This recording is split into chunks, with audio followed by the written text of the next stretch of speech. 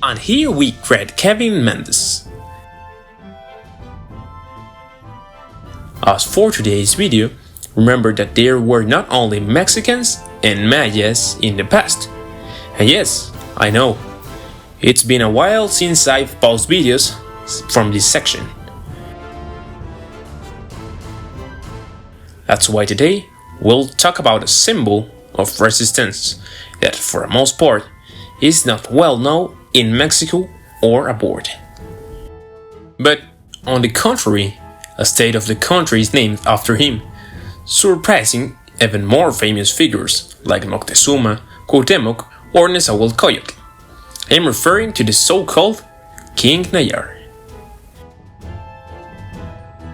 And of the 32 states that make up Mexico, the one that bears his name is Nayarit.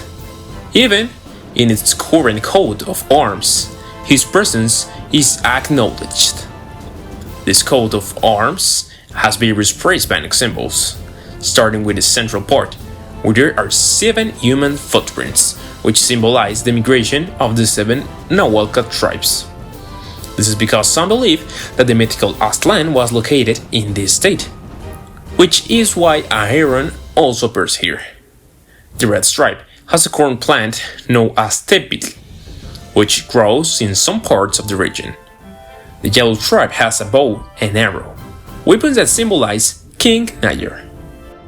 He used these weapons to defend his people. And in the lower blue stripe, there is a Sangangway Hill, an extinct volcano located in the outskirts of the city of Tepic. But who was King Nayar? About his figure, there is myth, legend, and historical data, which sometimes make us wonder how much of this character is true. As for his name, Nayar, some say it means son of God who is in the sky and the sun. Others say it means the one who has the power, and others claim that Nayar derives from a Nahuatl word, which is Nayali, or Nawali, meaning soothsayer. A Nawali being a person with supernatural powers who has ability to take the form of an animal. It is said that he ruled over the ancestors of the current CORAs, who are scattered across various states in the northwest of the country. All thought, the CORAs referred to themselves as Náayeri. Now, mythical versions of King Nayar say that he is very tall, over 2 meters, that he was born in the year 1500, or that he began to rule in that year. It is even said that he lived for over 800 years. The truth is, these claims are hard to believe. But well, they are part of the myths.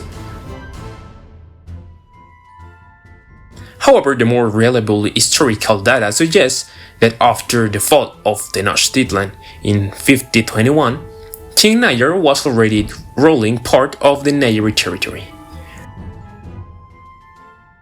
Of course, it took only about a decade after the fall of the Mexicas for the Spanish to reach his lands. One of the cruelest Spaniards, named Nuño Beltrán de Guzmán, who has even an enemy of Hernán Cortés, arrived in these areas. He arrived in the western region of the country on 2 expeditions in 1529 and 1531. And this figure, who is only depicted in colonial codices, even had the audacity to kill the least Purepecha ruler, Casonci Tangashuan II. His expeditions were very violent, but he explored and conquered nearly 1/3 of Mexico in 7 years. He is credited with founding cities like Guadalajara, Jalisco, Culiacán, Mazatlán, Tepic, and Nayarit. But his cruelty in this region is considered one of the main reasons for the Mixton War. And in this atmosphere of resistance, King Nayar allied with the Huicholes and Tepehuanes against the troop of Nuño Beltrán de Guzmán, defeating them several times. Using guerrilla strategies and the advantage of knowing the terrain, he prevented the submission of his people. But along with the sword, the cross always flowed. Spiritual conquest also come to the area, to which King Nayar somewhat acceded, thought he was never a believer. For the Franciscan missions gradually introduced Christianity, which fused with Cordoba beliefs and the celebrations, as we clearly see today during Holy Week. Regarding this syncretism, it is said that even King Nayar agreed to be baptized in 1531 by Friar Miguel Caldera under the name of Francisco Nayarit Corando. But despite this, he continued to resist, allowing his region to be one of the least in the continent to be dominated.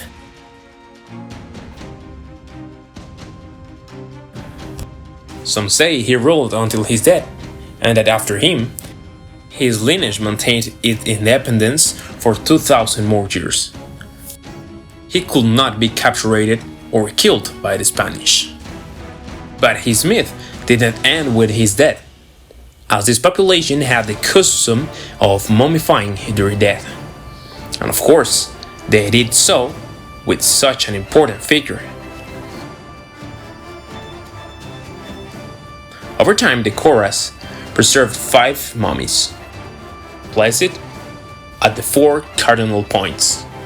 This belonged of the great-grandfather, great-great-grandfather, grandfather, and father, all surrounding King Nayar, who was placed in the center. These mummies were a kind of oracle for the CORAs, affirming their resistance against the Spanish.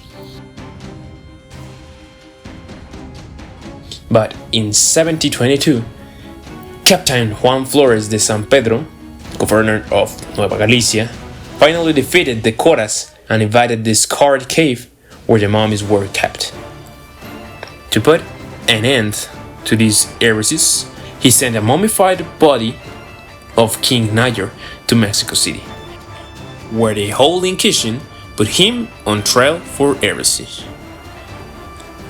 They placed a sanbenio on him and condemned him to be burned at a stake. And on February 1, 1723, the remains of King Nayar were burned. But if we think this was the end, we are mistaken, as supposedly the skeleton burned, except for the skull, which was not found by the Spanish. There are 2 versions regarding this. One says that the skull was saved by the CORAs who went to Mexico City to retrieve it. And another says that before the Spanish reached King Nayar, they managed to save the skull and replace it with another. But whatever, the truth, today there is a skull that remains in the Church of the Holy Trinity in Mesa del Nayar, and it is said to be the King Nayar skull, which is still celebrated and consolated today, although it is believed that the skull is not old enough to be 500 years old. But regardless, this adds to the legend of a figure who resisted the Spanish invasion, while his later cult was mixed with the Christian beliefs. His myth went beyond his death.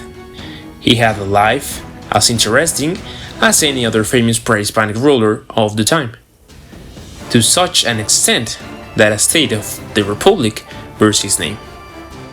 So, did you know about King Nayar?